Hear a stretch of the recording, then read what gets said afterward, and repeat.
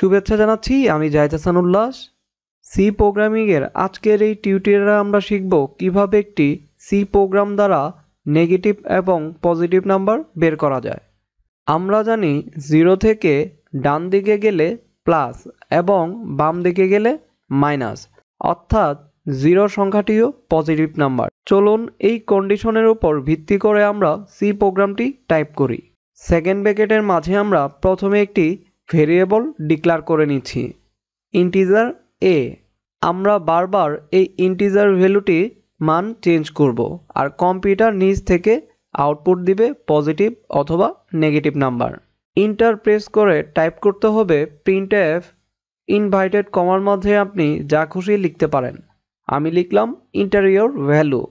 এই লাইনটি দ্বারা ইন্ডিকেট করা হয় কম্পিউটার আপনার কাছ থেকে ইনপুট নিবে এ চলকের।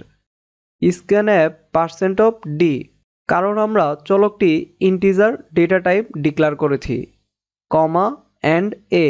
এখন আমরা মেন কন্ডিশনটি টাইপ করব, if A greater than equal 0।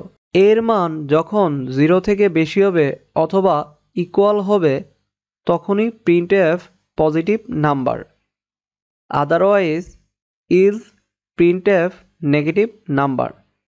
আর প্রতিবার সেমিকোলন দ্বারা লাইনটি শেষ করতে হবে। চলুন আমরা এখন প্রোগ্রামটি চালনা করি। আমি ইনপুট দিলাম 45। খেয়াল করুন আউটপুট পজিটিভ নাম্বার। এবার ইনপুট দিলাম -45। কম্পিউটার নিজে থেকে আউটপুট দিচ্ছে নেগেটিভ নাম্বার। আপনারা অবশ্যই বাসায় এই সি প্রোগ্রামগুলি প্র্যাকটিস করবেন এবং নতুন ভিডিওর আপডেট পাওয়ার জন্য সাবস্ক্রাইব করতে ভুলবেন না। ভালো থাকুন।